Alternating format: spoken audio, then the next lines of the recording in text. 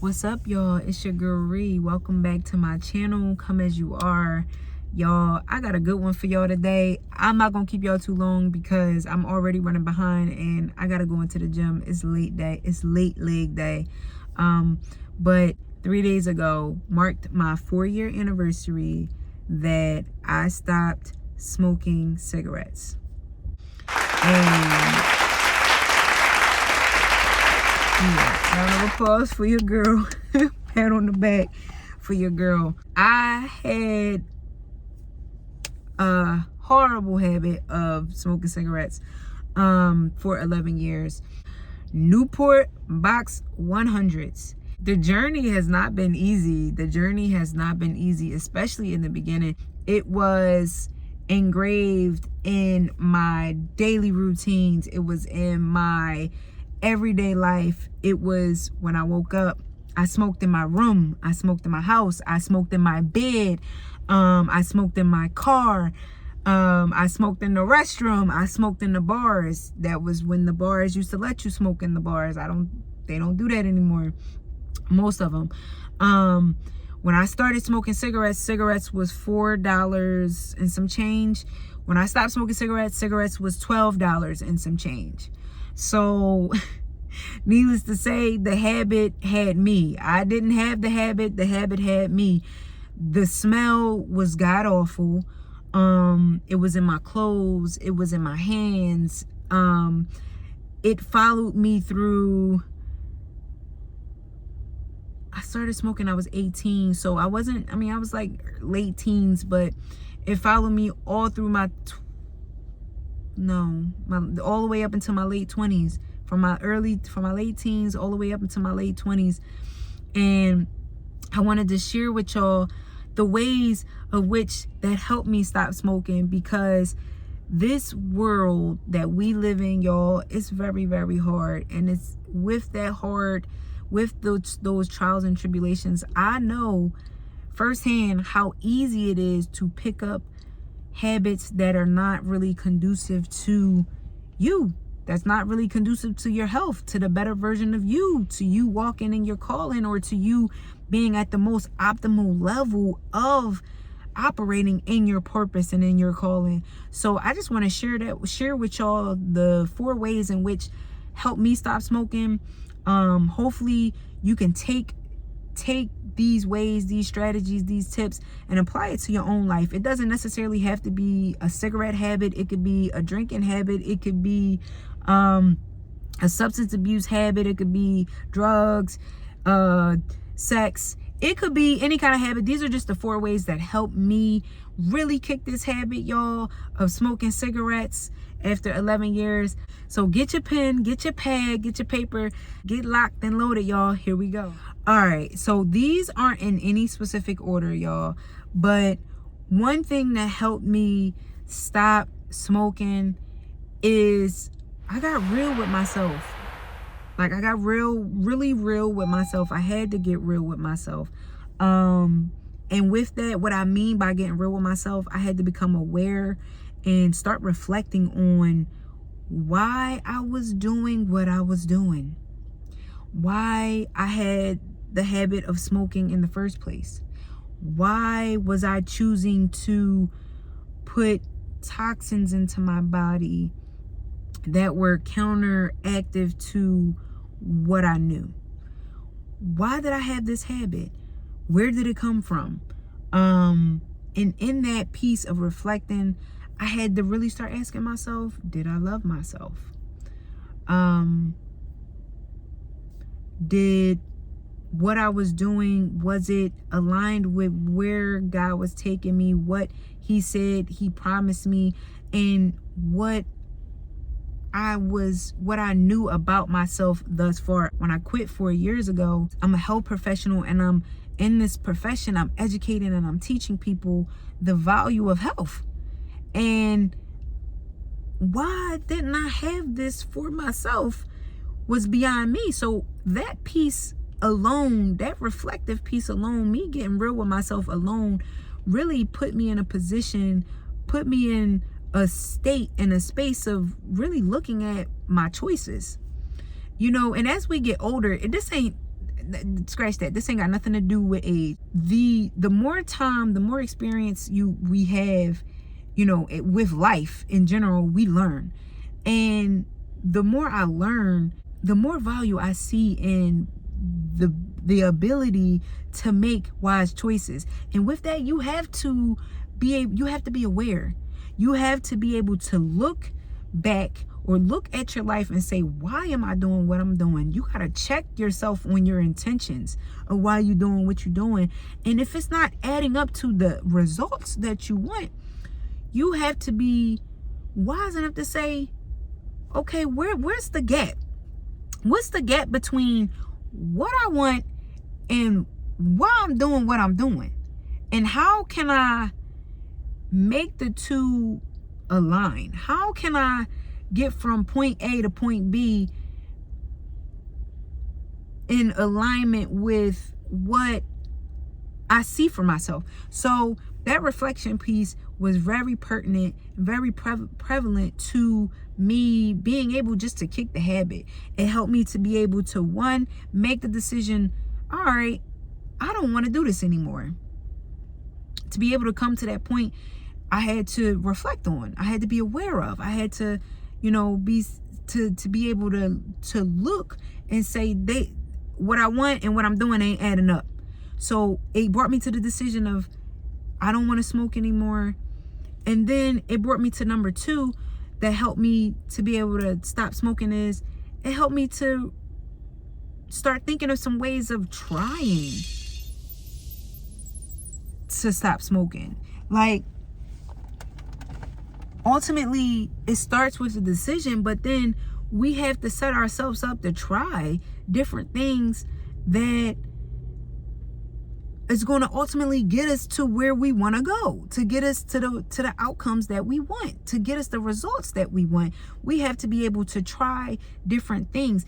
And I love the word try because that gives us the freedom to try again. There's not one way of doing things, and I speak this often in my videos of like, what worked for me may not work for you, but just put yourself in a mindset and in a state of, I'm going to try this no matter what. I'm going to try B no matter what. I'm going to try option C no matter what. I'm going to try no matter what, because I know there is greater results. There is a better outcome waiting for me. And most people, when they try something one time or when they do something one time, they oftentimes get discouraged when they don't get the results that they want. What people do oftentimes is they get discouraged and they turn away from trying. They turn away from trying another alternative, trying another strategy, trying something else that may not work for someone else, but will work for you. And with number 2, all that is setting your mindset to a no matter what, that even if this doesn't work out, I'm going to try something else. Okay? And that's very pertinent, and that's really important and significant for this journey, y'all, because this journey is a process. It's not a quick fix. And I share that with you guys all the time. There's not going to be a quick fix.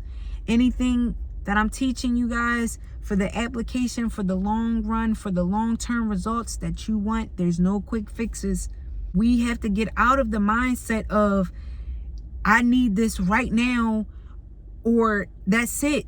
No, we got to develop long-term endurance, perseverance, resilience, all of that, y'all, long-term results.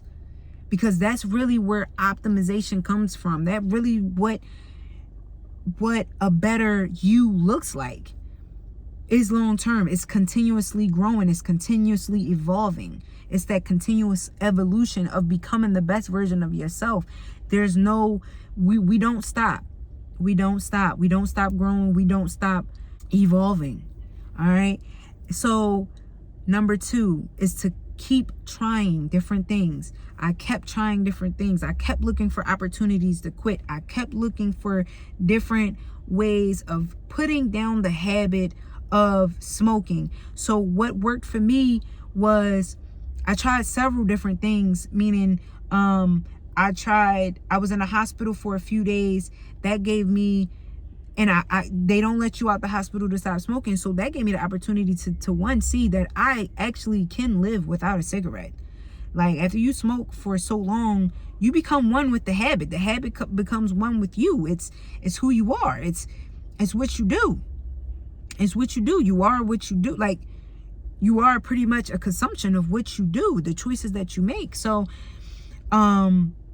that gave me, being in the hospital for them days, it gave me the opportunity to see, like, Ree, you don't need this cigarette like you think you do. You can live without it. So that was one thing. But then I tried something else when I went away for a conference, for an occupational therapy conference in New Orleans. That was for 4 to 5 days. I stayed with a group of girls that didn't smoke, and I just didn't feel like being an oddball. So I didn't smoke for 4 to 5 days, and intentionally. Like, I could have stepped outside and had a cigarette, but I intentionally was like, no, I'm gonna use this time to see how far I can go. And just that mindset of, I'm gonna see how far I can go, took me back to, after the trip in Philadelphia, came back, I'm still gonna see how far this can go. I haven't picked up a cigarette since. March of 2019 was the last time I picked up a cigarette, and that conference set me off to, I'm gonna see how far I can go. And I've been on that journey, in that mindset ever since. So number 2 is just to try different things consistently. Number 3, submerge yourself in environments, around people and activities that support your decision to stop.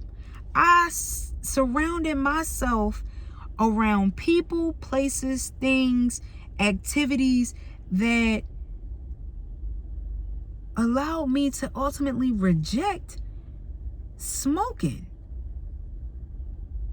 It set me up for looking for new ways to actually live this life without coping in a way that was harmful to myself. Smoking was, like, I say, was the bottom of, like, the easiest way to cope. Like, the bottom level of coping with things. It was easy. You buy a pack of cigarettes, you smoke them.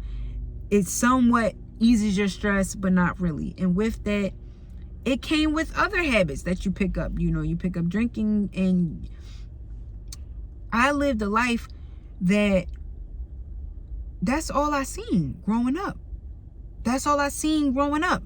Smoking. Adults smoking. Now, of course, they always taught you smoking was bad, but I seen adults smoking.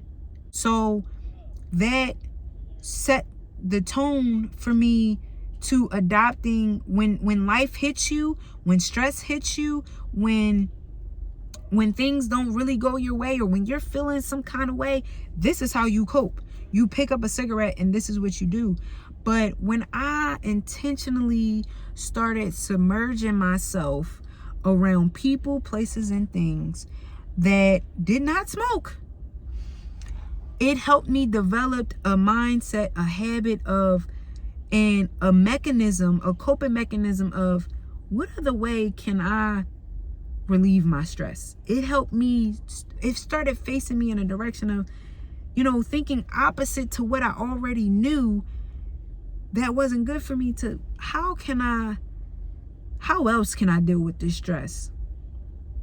How else are people in this world, coping with life? And that's really what that was. In that reflection piece, I realized, I was smoking because it was helping me cope with life. It was helping me cope with the stressors that I had in life. And now that I was intentional about being in environments, rooms, activities, around people that didn't smoke, it gave me the opportunity to, one, find new habits of coping, new coping mechanisms, but it opened up so many doors. Like, it showed me who I was. I started running like miles, y'all. I started running miles, and that ultimately pushed me a little further to put down a habit, because when you're running like that, that's a cardio, a cardio that uses a lot of your vascular system, that you're going to need your wind. So how is the two really aligned? And like I said, y'all, it was a process. I didn't stop. I was running 2 years before I actually put down the habit of smoking. So it wasn't an overnight thing. Give yourself the grace of knowing when you're in these environments, and when you're picking up these habits, and when you're actually trying new things, give yourself the grace of actually trying it and continuing to try it. And y'all, I wanted to really live the life that I was educating for my patients, for my clients, y'all. Like, I teach people how to live and be the best version of themselves as a health professional, as a therapist. I teach these things, and I wanted to be an actual role model. I didn't want to just spit out what I was learning in the books or what the research was saying. No, I wanted this to be a proven proof fact in my life, that you could say, yeah, I see that fruit. I see that coming into fruition, and I see how that can actually transpire and transmit into the life of somebody that may not have lived that way at one time. So I wanted to be living proof. I wanted to be a living witness for my patients. So actually just being in that environment, being around like-minded individuals, pushed me further to start exploring more about a healthier lifestyle. Yeah, and with that, my circle changed. My circle started changing, right? I started becoming a product of what I was positively doing. And that it started attracting more people that was like-minded. It's like-minded people, and they pushing you in certain directions and to become the best version of yourself. And then lastly, y'all, I started educating myself consistently. I started exposing myself to truth more consistently. Heavy emphasis on consistency. Heavy emphasis on repeatedly. Because what that did was it exposed me to the truth, right? You heard the saying, the truth shall set you free. But the Bible talks about the importance of renewing your mind daily, meditating on the word day and night, having that renewal of your mind on a constant, consistent basis. Because yes, the truth will set you free, but if you're not consistently setting yourself free with that truth, you're more prone to revert back to what you've been habitually trained to do, what you've been programmed to do. It's like, for me, my smoking cigarettes was my default. Smoking cigarettes was my default, and I had to consistently expose myself to the truth. I had to consistently expose myself to the environments, the people, the places, the things that were counteractive to that negative part of me smoking. Because what that did was it helped reprogram my default of smoking. So constantly it helped me become knowledgeable about what I was doing to my body, the harm I was putting in my body, but also it helped me make the wise decision of, over and over again, I'm not going to keep doing this to myself. I love myself too much to keep doing this to myself. So knowing what you know is enough, but knowing what you know consistently is where you ultimately will start to see more changes come about. Is to where I started saying, you know what, I'm stressed out right now. I want a cigarette. I didn't lie to myself at all. I want a cigarette, but you know what? I'm going to go for this run. I'm going to go for this run because I know, based off of this truth about what I'm doing to my body versus what I could be doing to my body, for the benefit for my body, that they don't add up. They don't add up. So I'm going to choose my heart and say, I'm going to go for this run instead of choose my heart and I'm going to pick up this cigarette. I hope that was helpful. I hope that this message was able to set somebody free. Y'all, I'm late. I'm late. I'm going in here to work out. I hope y'all are having a good and blessed day, getting after these goals. Y'all, please like, please subscribe, please share, hit the notification button, and be in tune with my next video. I'm going to share some more of my testimonies, y'all, because the testimony is really what has the power to not only set me free, but to help transform and set somebody else free. All right. I love y'all. Have a good and blessed day. I'll talk to y'all later.